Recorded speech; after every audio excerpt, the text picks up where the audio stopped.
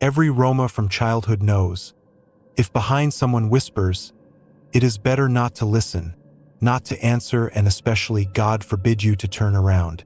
Especially when December is cold in the teeth and the eyes are steamed with hunger. That's why Marianne didn't turn around, leaving the forest, although she heard someone calling her from the thicket itself, or maybe looking for her. Who knows who in the forest recognized her? Gypsies do not make acquaintances with anyone. The fresh snow creaked softly, almost gently under her feet. Marianne was not accustomed to the cold. She had lived in its cold breath since the early days. Back when horses were huge, the sky was endless, and summer kissed her cheeks in yellow spots every year. But it had been easier to bear it before, while all the teeth were still in her mouth, now withered and greedy for the cold air, while all the juices were in her body, now weak and swaying as she walked, while the milk was still in her breasts, now so elongated, dried and darkened by life in the dusty tenement. Go! Swung at her a man from a cart loaded with frozen firewood, and Marianne, like a cat, jumped back from the whistling blow.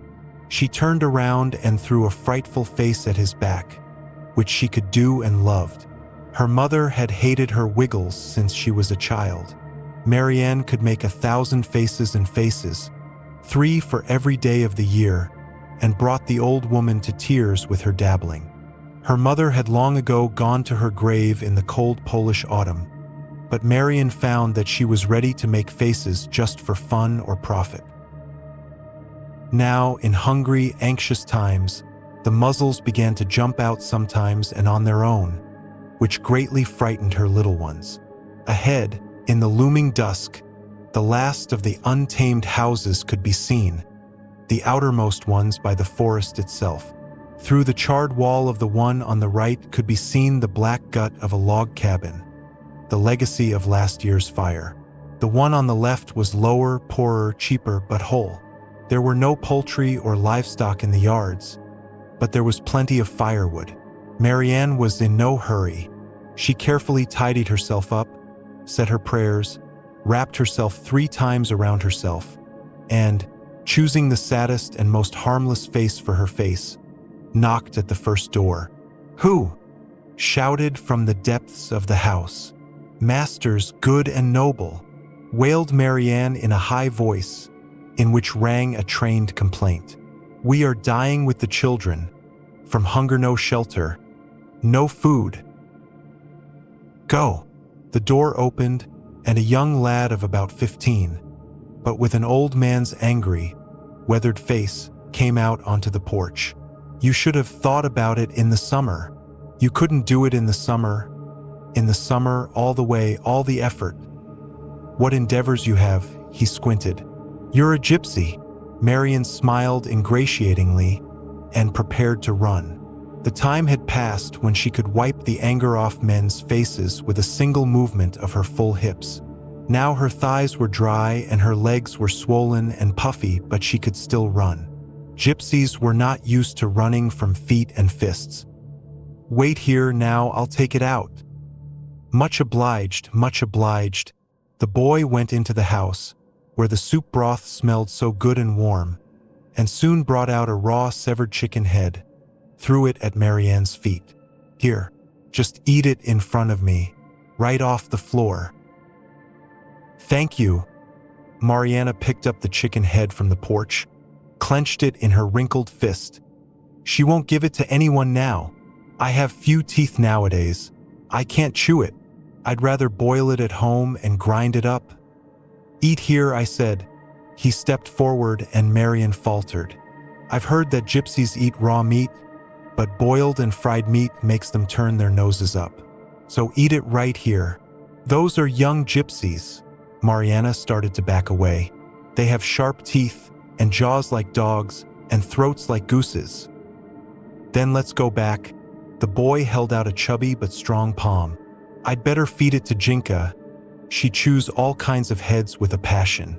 Marianna wrinkled her nose, but then she held out her fist. "Here, take it." She unclenched her fingers. "I'll go somewhere else to look." The earth is rich in good people nowadays.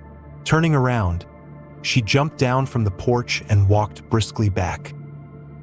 "Hey, hey!" shouted the trapped boy, dropping a wet piece of clay from his unclenched fist into the snow. "You gypsy bitch, you're fooling around here. Too? If you come again, you'll talk to Jinka from the doorstep." Marianna did not listen. She ran as fast as she could into the forest, clutching the chicken's head in her hand, while a greedy dog barked at her back. Only when she stopped hearing the barking behind her did she stop to catch her breath. She had to sit down on a snow-covered stump, because her legs began to tremble and her eyes began to darken. I did not catch my breath at once. I had to pant. Unclenching my fingers, I looked at the catch. 1 chicken head for 5 mouths. Gypsies were not used to such things. Those who got used to it soon went to sleep in the pit and covered themselves with cold earth. Again there was a whisper, a squeak behind her shoulders, but Marianne did not turn around. "Stefan," she said softly, "have you come back to me? Have you come to me? Have you been released?" The forest was silent. Marianne sighed. Her husband, arrested a week ago, knew how to get food even when the locals refused to give it to the gypsies. That's why they locked him up. Since then, she'd barely been able to find enough food to keep from starving to death, and that was getting harder with each new short day. The rules were simple. Scratch all the houses in a circle, but with different performances. At first she walked smiling, as if in a neighborly way, while it was not quite cold yet, and people were not surprised that she wandered around in a dress and a jacket. Then she began to take her children with her. First she carried the little one in her arms. Then she took the older one with her, so that he would keep silent and look hungry eyes from behind her skirt. When the children were no longer served, she went around all the houses again and fell at the feet of the owners. She roared and wrung her hands. People gave reluctantly, though they had plenty to give. She saw that the farm was fat, untouched by disease and hunger. Not well-to-do, no, but there were no beggars of their own in the village. They had forgotten how to give, had forgotten how to help. No one had asked them for anything for a long time. Marianne had crouched a minute earlier. Its beak was wide open and its pale eyes stared straight up into the dark sky.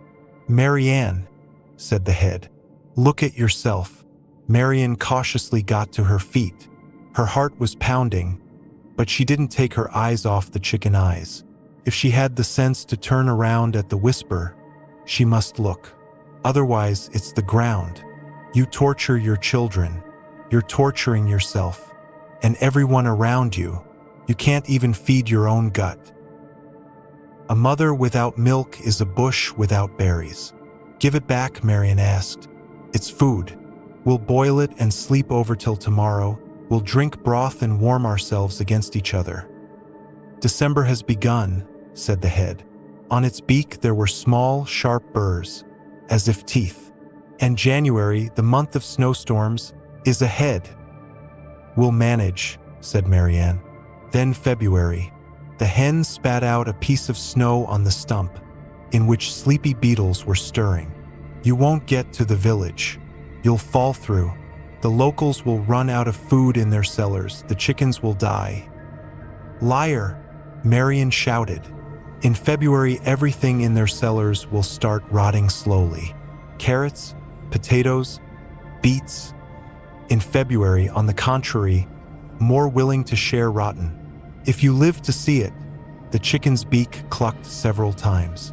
"And if not, what will happen to the children if you don't leave the forest today? The tabor will pull. Like your husband did? Where's your tabor now?" All scattered, each one warming his own belly. From above, from the darkness, huge white snowflakes began to descend, which fell equally indifferently on the gypsy woman's hair and on the cold chicken skin. Marianne straightened up heavily. "It can't be helped," she said. "So I will take you with me, boil you and eat you, and tomorrow I'll go again." "Why go anywhere? The head asked and winked with its right eyesore. When you can call and they will come to you. Who will come? The animals are tasty.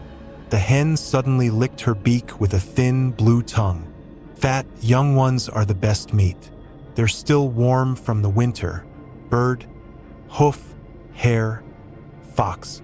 Everyone will eat. Everyone will sleep. Marianne, without wanting to, also licked herself. Where will they come from? And where? From the forest, of course. They'll come straight to you. And what in return? This head. The hen shook his beak, shaking off the snow. And the stories from your head. What stories? Marianne swallowed. I don't have any stories. Yes. The head slowly closed its eyes. Each beast has its own story. You know them. You don't remember them, but you know them. You heard them as a child, from the cold fire, from the hungry stars, from the inanimate nights. You heard them, but you didn't understand for whom they sounded. But now you will. Marianna looked around, only now realizing that the night was already here, settled in the woods like a pan on the porch, through the darkness on the snow-covered ground like a frozen shirt on the boardwalk. And all I had to eat was this chicken's head, and it was chattering away. But, she thought, gypsies are used to that. What to do? She asked. Heat me up? The chicken head clucked its beak. Get me drunk out of myself. Right? Marianne approached the stump, stretched out her hand, showing the veins on her scarred wrist. No. The head extended its tongue greedily. Give me what you used to feed your children. With trembling fingers, Marianne stretched out a small, frost-shriveled breast, knelt down in front of the stump and pitched forward. When a sharp beak grasped her nipple, she shuddered, biting her lip in pain. After a few seconds, the pain in her chest disappeared. Marianne looked down at her breast, at the teeth marks around her nipple, real, sharp teeth. Blood oozed faintly from the marks, swelling beads on the pale skin. The chicken's head was gone. Only on the stump, in its very center, where the snow had completely melted away, could be seen loose, wet wood in which something was faintly swarming. Marianne, swaying and holding on to the stump with her hand, got to her feet and wandered in the darkness back to her shack. The children did not come out to meet her. They sat in the hut, in a curtained corner with makeshift hay beds, whispering and squinting at the cold. It was only when she poured out a few small, shriveled apples she had picked on the road that the eldest, Stefan, pushed the children, and they quickly grabbed the treat with their swarthy fingers. The children were afraid of her lately. Marianne had not been herself since her husband's disappearance. She could scold, smack them with a heavy hand, and then cry, start to comfort and kiss them, which completely embarrassed them. Marianna dragged the sticks collected by the older children to the stove, which had already dried a little, got on all fours, put her face to the coals and fanned the fire. How is Zofia? She asked without turning around. Did she scream? Stefan, named after his father and very much like him, waved his curly head. No, she slept more. She only woke up at lunchtime and whimpered a little, but I gave her some water and she soon calmed down. We'll eat soon. Marianne looked over her shoulder and smiled, catching Antonitchka's gaze. She winked at her and shuddered herself. She remembered the severed chicken head. Day, the eldest daughter called out to her mother. Magna Shuka, Day. Too Moreau cute. Marianne crawled to her daughter on the dirty floor. Give me a hug. I'm hungry too. Don't cry. Shanice, do you hear that? It's the chareklas outside the window. We'll catch them, pluck their feathers, and we'll have delicious moss. We'll all eat enough, and you, my chai, will grow up to be the first beauty. All the Romas and Gajos will come with presents, and you'll be waving at them. I don't want presents, frowned the girl. I want to become a Shawani like you. Marianne shuddered as if a cold rag had been drawn across her back. Who told you such a lie? That your mother was a witch? But she is, isn't she? The girl looked up. You Shuwain. Did you say that? Marianne jumped to her feet, and Bronislaw, who had fallen asleep, opened his eyes again, looking at his mother with fright. Stefan only turned sullenly back to the stove. I'm asking you. Jukal told us. The girl yawned. He came as soon as it was dark, and he's been talking ever since. What Jukal? Marianne turned to the doorway, covered with dirty rags, where Antonia pointed with a thin, grimy finger. Is he still there? There. The girl nodded. He said he was waiting for you. Marianne straightened, not taking her eyes off the doorway. It wasn't easy to believe that the kids had been talking to some Jukal while she'd been gone, but no harder than believing in a gypsy woman talking to a severed chicken head. She'd heard stranger stories and worse. Go to bed, she said. Tomorrow we shall eat well. We shall feast like never before. Are we going to eat the Jukal? The girl asked, wrinkling her nose. We'll eat fresh moss on the coals. Marianna kissed her daughter on the forehead, then leaned over the box, ran her palm over the head of the youngest Sophia. She had been born in June ruddy, full of life and screaming, but now it was as if she had shrunk, became quite transparent and quiet. We'll eat well. We will always eat well now. Leaving the children, Marianne slipped a thick skein of twine into her pocket, pulled aside the cloth from the door, and stepped out into the starry, frosty sky, which at first even blinded her a little. Then she saw two small stars in the snow, and they rose into the air, blinked, and she saw a small, dirty fox behind them. So you are the Jukal, laughed Marianne. I thought it was really a dog that got in. We're all dogs when it's dark, said the fox, approaching her. Are you ready to go? And you won't cheat? Marianne asked. Look, if you try to claw. Jukal Jukal's na hala, said the fox and repeated in Polish. The dog will not bite the dog. Let's go. It'll be midnight soon. Marianne wrapped herself in a handkerchief and walked into the woods after the tailed chatterer. As they approached the trees, the gypsy realized what was confusing her. Her escort had no shadow at all. This is it. The fox ran up to a tree, curled up under it, and flashed his eyes upward. I'll listen here. Sit next to me.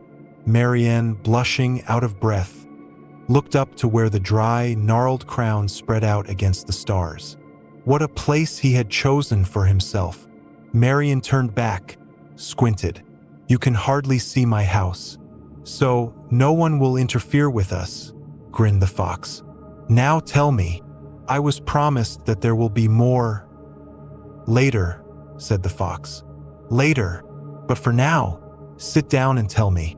Marianne stomped gently on the snow side and squatted down. She looked down to where two greedy, curious lights shone above the fanged mouth. Then she sighed, fumbled for the twine in her pocket, and began to speak. Story for the fox. The dog's tongue. My mother told me this, and her grandmother told her that there was a Roma who understood the dog's tongue. When a Jukal would bark, he would know whose Jukal it was and what he had eaten today. Other Roma respected him for that. He could talk to any animal, even the most dangerous one, calm it down, even put it to sleep. But only the Gajo from the farm near where the Tabor stood got to know about it. Either the Roma got drunk on wine and started talking to the village dogs, or he directed his dogs to the right place during the hunt, and the locals noticed it. In general, the Gajo found out about it and ran to their popes to complain. Back then, priests weren't like they are now. They had power then. If a priest poked someone with his crucifix, he would die. And so it happened that time. They took that rum, tied him up, and began to beat him with sticks, asking him how he had learned to speak the dog's language. They tried to make him confess that the devil had taught him, but the Roma never told them anything. And before his death, he howled so loudly and fearfully that the executioners left their sticks and ran out into the street. And when they came back, there was no more Roma, but only chains, blood, and kishkas smeared on the boards. From that time on, they began to find tortured people in that farm, and all of them were involved in that massacre. They would find the executioner with a torn throat, or the hunter who had brought the rum in the forest without a belly. Then the locals decided to take out all their dogs. They beat them to death, piled them in a heap, poured holy water on them, covered them with kindling and set them on fire. The same priest read a prayer over the fire. They say that the dead dogs jumped up in the fire and started to fight with each other while the fire was burning them. But they still kept finding people who had been killed, and now even more often than before. There were 2 or even 3 at a time. That priest almost went crazy. He hung crosses all over himself and locked himself up. His wife was in labor at the time, and he was very afraid for her. But it didn't help. One day they heard screams from his house, broke down the door, and there the priest was lying in his bed, and his wife was eating his guts out. They seized the wife, but she didn't understand anything and spoke to everyone in such a tone, as if the villagers had come into her room while she was having a decent meal. They tied her up and dragged her into another room, where she went into labor. It was a terrible labor. 6 puppies or wolf cubs came out of her, all with human hands, and all of them had silver eyes. That's how the locals found out that the Priety had been walking with that rum, and he had made her some dogs, which asked for human meat from her womb. All of them, of course, were buried alive, and the priestess was going to be sent to a monastery. But she jumped out of the window at night and crawled to the forest on broken legs. They found her by a trail of blood, a lot of it coming out of her womb, and they found her under a big tree, with her breasts open and her skirt pulled up. And here's the trouble, all her breasts, around her nipples, were bitten with teeth, and from her legs and thighs, all the blood was licked off. Nobody understood who she had managed to feed and where he had gone. But they buried her behind the fence, and before covering her with earth, they cut off her head, of course. And that tabor went away, and nobody knows where it was. Gypsies are not accustomed to hurry in the night. The twine tightened, hiding in the curly hair. The fox closed his eyes, wiggled his mouth, and fell silent. Marianne hung him up by a bough and touched his belly with her hands. "Skinny, scoundrel. Hang in peace," she said. "I have plenty of stories." "That's good," came a voice from the crown, and, rattling its wings, a chickadee flew out of there. Marianne shuddered when it turned its head toward her, so much so that it looked like a chicken's head. "Midnight is coming, so hurry up. I want my story." "Of course," said Marianne, winding the twine in her pocket around her stiff fingers.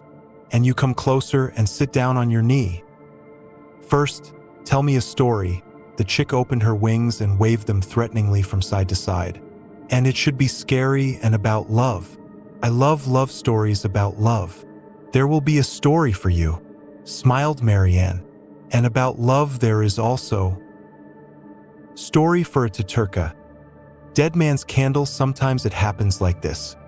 A Roma loves a girl from a farm and stays with her. He'll leave his tabor, and in such a life he sometimes forgets his past life.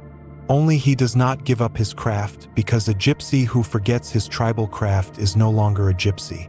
And that gypsy's family dealt with horses. Somewhere he bred them, somewhere he shod them, and somewhere he stole them. One day the gypsy returned from the town where he had gone to sell horses, and he saw a light burning in his house.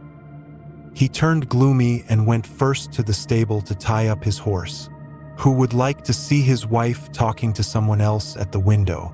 The gypsy didn't harness the horse, but took an axe from the manger and stuck it behind his belt. Gypsies are a hot people, but he promised to beat his lover with the axe, not with a blade. He enters the house, and his father is sitting there, having a nice conversation with his wife. Our gypsy was overjoyed and hugged him. "Where is our tabor?" he said, "and how did we end up here again?" And my father answered him, "The tabor had gone far away. I lagged behind, I hurt my leg. And he showed him his ankle, which was already black. So they started drinking vodka. And the gypsy kept thinking that his father was not telling him something. He tried to question him in every possible way. Maybe something had happened to his mother, or the table had fallen apart, or maybe his younger brother had gone to prison. But his father keeps shaking his head and looking at the candle, and drinks vodka like he's out of his mind. The gypsy then reached into the cellar, where he had another bottle of strong Brevinta stashed, and felt it, and there was someone's foot. He looked closely, it was a woman's, and he found a shoe, which he brought to his wife. But his wife was sitting here with them, looking at the candle. And then it became clear to our rum what was wrong with them.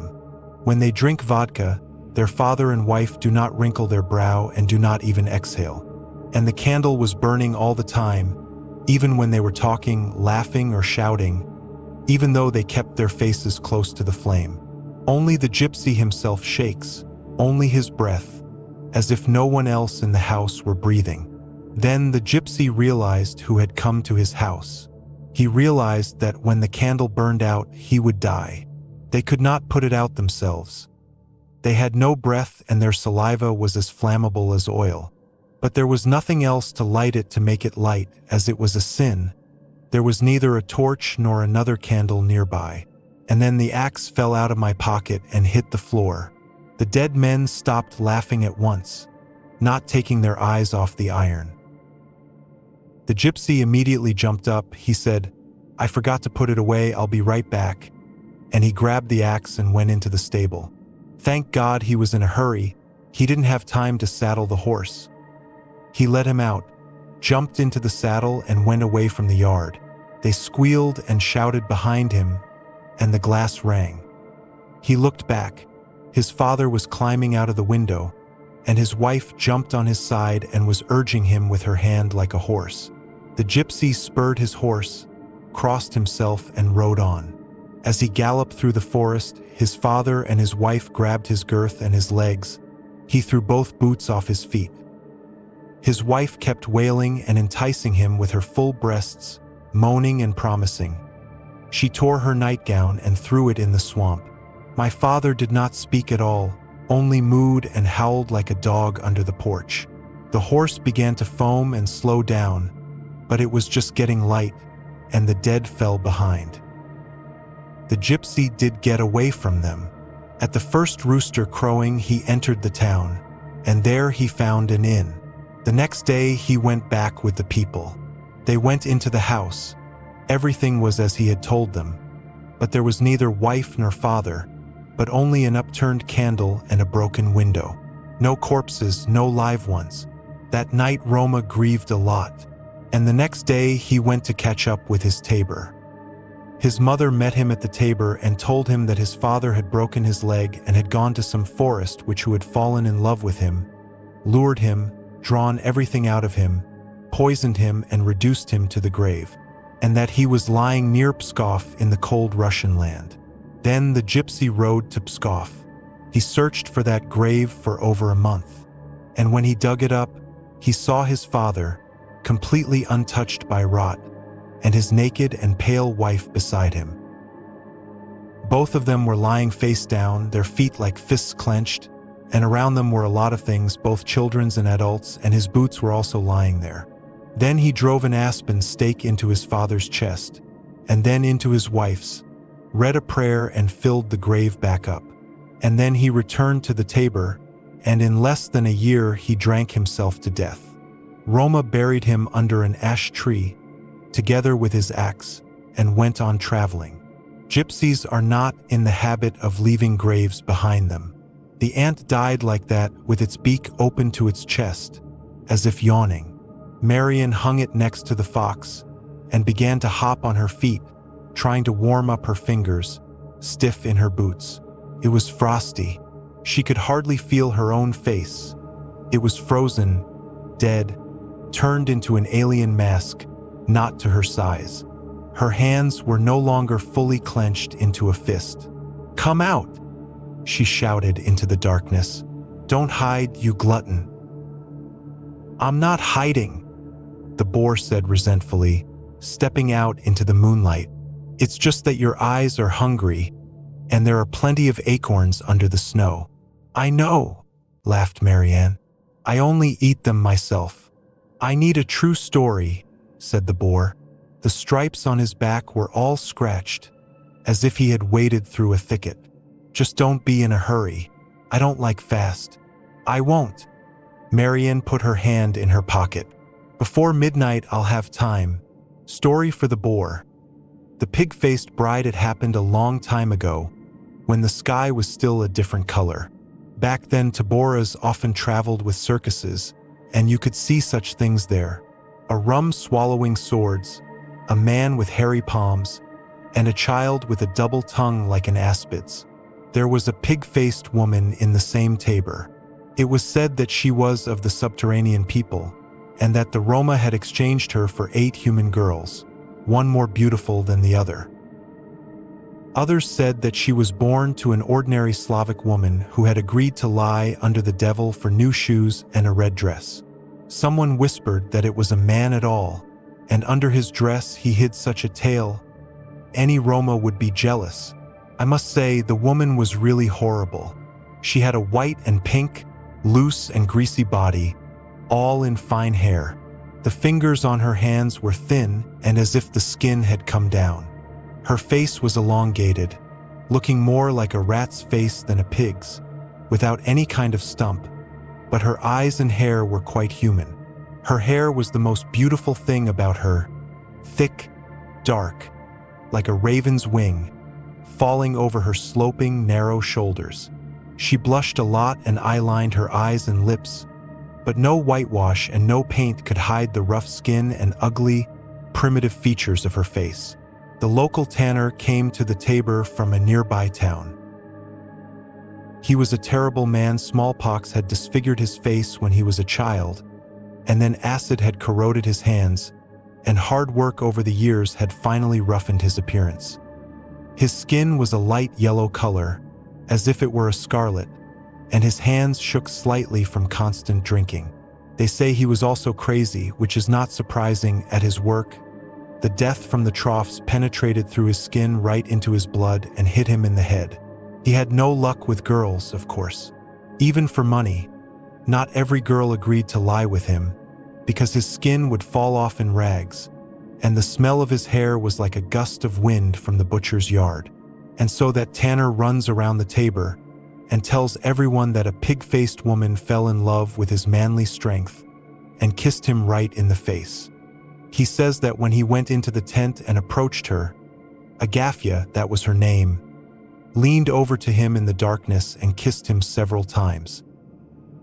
It must be said that Agafya was constantly drunk. Several times she even vomited on people standing nearby, and most of the time she was either asleep, sitting on her chair and shaking the walls of the tent with her snores, or she was in a half-sleep, mumbling something under her nose and rocking back and forth. It is clear that he was laughed at. They told him if she had mistaken his face for a bucket of bran or rotten apples. The tanner got angry and wanted to go back to the tent to prove that the pigfish really loved him, but the gypsies wouldn't let him do it. They said that Agafya was completely drunk and had fallen asleep. They laughed and forgot everything, but not the tanner, who harbored a grudge and a desire to prove it. That night, he took a bottle of strong wine and a couple of sour apples and went into the tent to his beloved. How he got past the rum is a mystery, but no one stopped him. When he entered the tent, he saw an empty chair, and behind it a closed canopy, from behind which snoring sounded. He gently pulled it aside, and aghast, the woman was lying in the same dress, in her own filth, with a muzzle fastened over her face. Whether the moonlight through the tent vent did its work, or whether it was the stout in his blood, but only the tanner took off her muzzle, and, repeating how much he admired her, pulled down his pants and tried to pull up her dress. At first Agafya seemed to be even interested in him, but then she grunted, raised her head, and suddenly opened her mouth. The tanner only had time to see the teeth and smell the odor of fall, and the next moment the bride grabbed him by the face and tore off the skin, like husks from an onion, along with his nose and upper lip. The tanner screamed, jumped to his feet, and the bride raised herself up, shook her head so that her wig flew to the ground, gnawed between his legs, and bit off at once both his privates and a piece of his belly up to his belly button, and then threw the poor man halfway across the tent right into the heavy chair, breaking his back. The tanner crawled outside, on one arm, his insides unraveling behind him, and he managed to crawl out into the moonlight, and the Roma who ran up to him saw him and froze when they saw his face with its skin down, crying, calling, begging. And then the pig-faced bride pulled him by the guts, dragged her lover back into the tent, and he cried out from inside in a particularly horrible way, and then fell silent.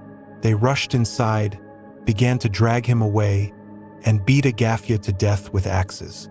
But she had just had time to have a good meal with her fiancé, who did not move and soon stopped breathing. Then the tabor got up, but by morning there was no trace of it. Only 2 bodies covered with bloody cloth remained. The local doctors and soldiers waited for them. They were too scared to look in, and when the old sergeant took the cloth off them, they all gasped. In the light of day, with her dress bunched up on her belly, the pig-faced woman was even more frightening than in the dark tent and looked exactly like a huge, fat rat. But the doctor, who examined her teeth and then looked under her dress, declared that it was a shaved Russian bear and nothing more. The locals wanted to chase that tabor, but they couldn't. He was gone. Gypsies are not in the habit of running away from the locals. The boar suffered the longest.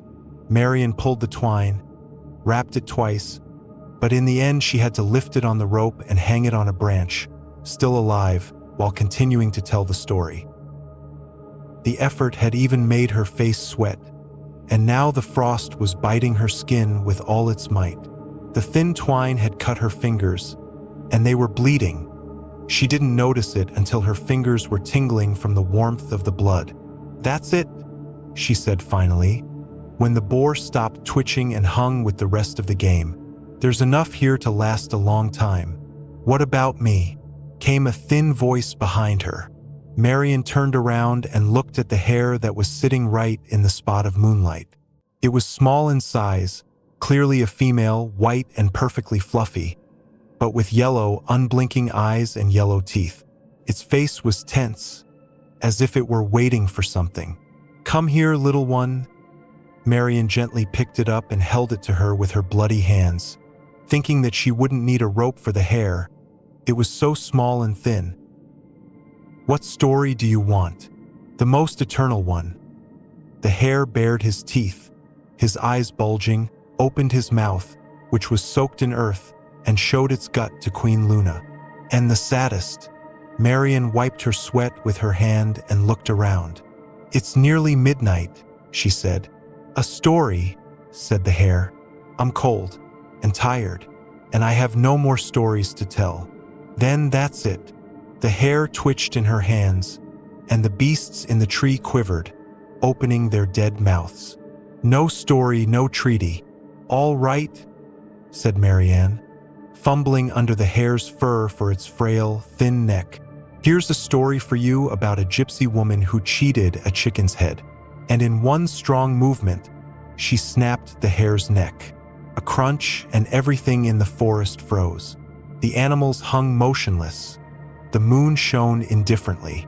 The hair in her hands wriggled, defecated on the snow, and began to slowly stiffen.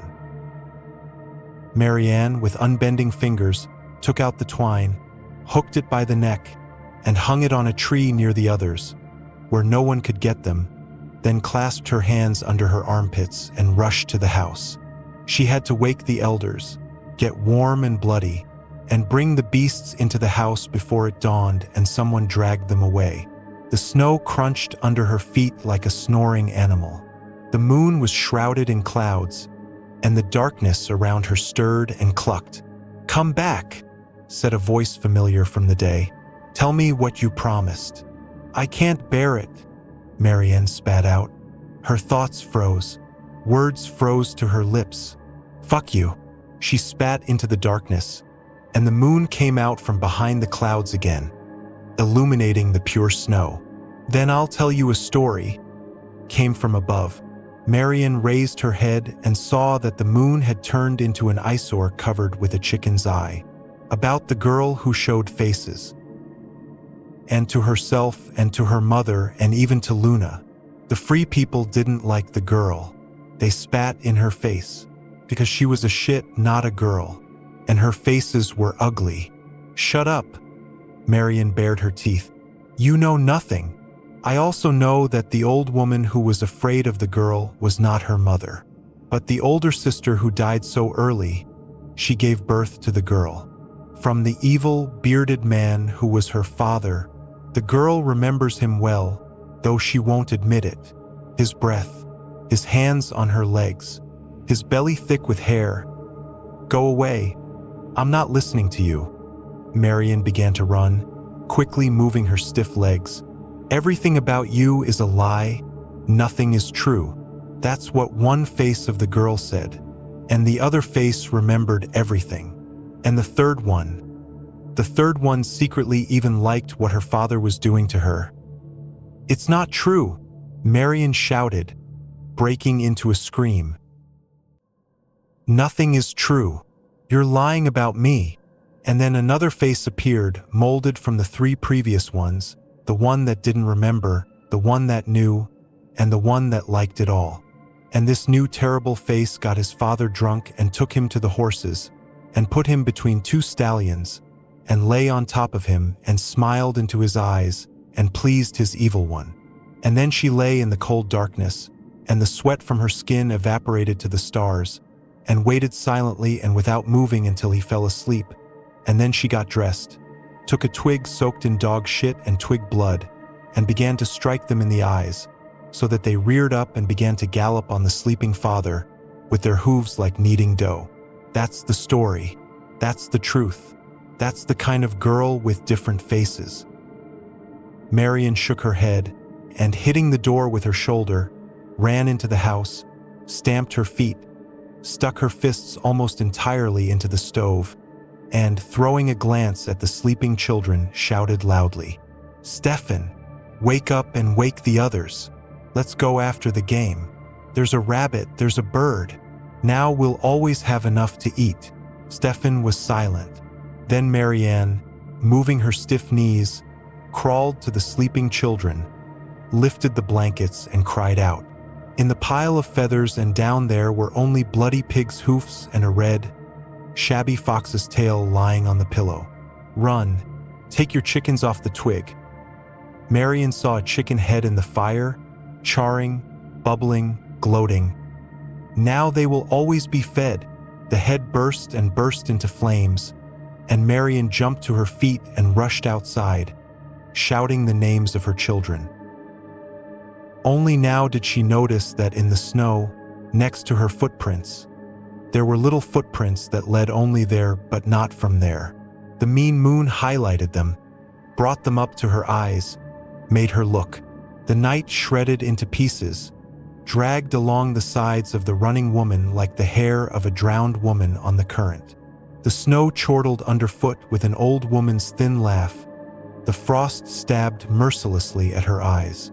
At the tree Marianne broke, as if someone had yanked her by a leash and collapsed on the snow, and then crawled on her weaned legs, raising her bare hands to the tree, to the dangling little legs, to the heads bowed in different directions with their blue tongues falling out, to the frozen tears on the moon-like pale faces. Give them back to me. I'll give you anything, just give them back to me. Don't take them all." Then the youngest, Zofia, lifted her head on her broken neck, opened her eyes, red with blood, and with the voice of a hare she mumbled, "Here is your story, mother. As I said, the most eternal but the saddest." And then she dropped her head down, closed her eyes and never opened them again. And the gypsy woman howled and howled in the forest, and tore her hair and the night forest with her hands, and scratched tears from her cheeks and stars from the sky with her nails, and bit the snow, and cursed the darkness, and wriggled on the ground like a toad on a pitchfork. and that howl flew over the hamlet, and the dogs fought on chains, and the greedy gajos woke up from their nightmares, and their fat children screamed, and their fat cats spat out dead mice, and even the Roma shuddered in their beds and whispered prayers to the night sky. This was something even they didn't want to get used to. Excerpted from Wikipedia, the free encyclopedia. Marianna Dolinska was a gypsy woman from a tabor near the village of Antonovka near Radom. On the night of December 11th to 12th, 1923, being in despair from hunger, experiencing the arrest of her husband and being in a state of insanity, she hanged 4 of her children, Sophia, 6 months old, Antonia, 3 years old, Bronislaw, 5 years old, and Stefan, 7 years old, from a tree. The next day, around 1 p.m., Dolinska came to the police station in Radom and confessed to the murder. She died in 1928 in a psychiatric hospital in Turkey and was buried in the hospital cemetery. Photographs of hanged children later gained popularity and were erroneously used as evidence of UPA crimes in Poland.